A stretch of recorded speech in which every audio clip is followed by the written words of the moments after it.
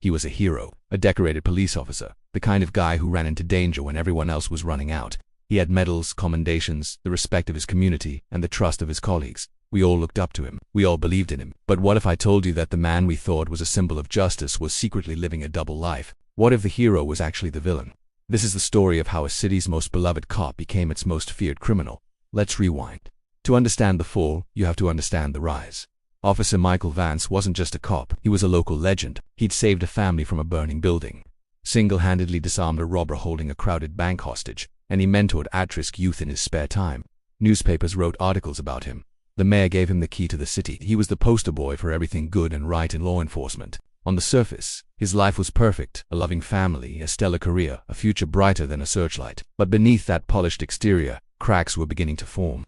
The constant exposure to the city's dark side, the trauma he witnessed daily, it started to take a toll. Things he couldn't unsee, cases that went cold, leaving victims without justice. The system he had sworn to uphold felt broken, and a dangerous idea began to grow in his mind. If the system couldn't deliver true justice, maybe he could. It started small, bending a rule here, overlooking a piece of evidence there, all in the name of putting the real bad guys away. He told himself it was for the greater good. This is where the line begins to blur. Vance started using his police knowledge and access for his own brand of vigilante justice. He'd track down suspects the law couldn't touch and deliver his own form of punishment. At first, his targets were undeniably evil traffickers, murderers who had slipped through legal loopholes.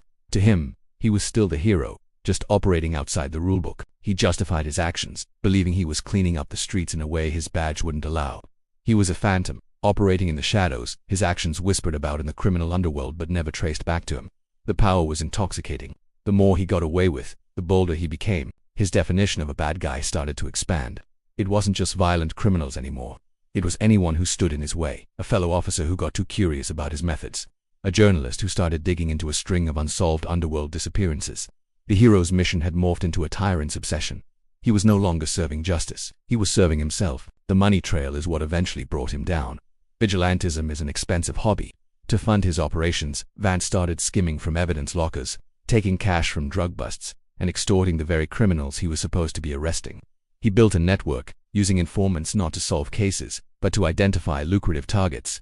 The man who once risked his life for strangers was now a kingpin, hidden in plain sight, wearing a badge. His colleagues, the ones who once admired him, started noticing inconsistencies. Money vanishing, informants turning up dead. Vance always had an explanation, always one step ahead.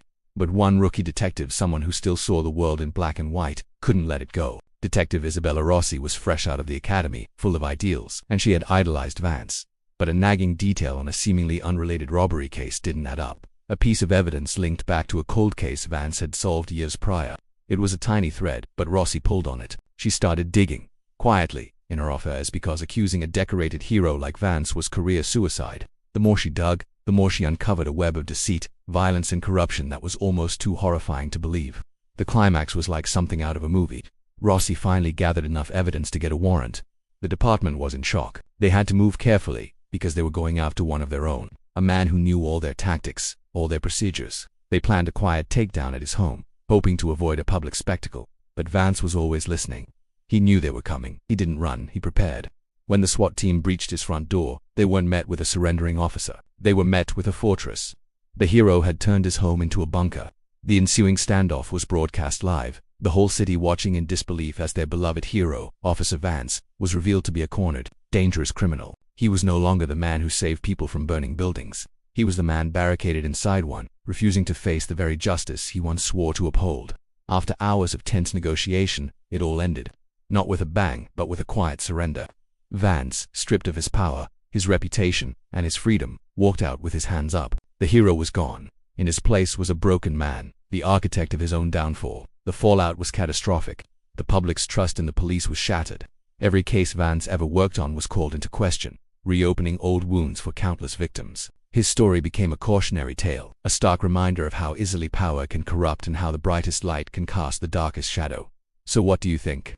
Was Vance a good man who was broken by a flawed system, or was the villain hiding inside him all along?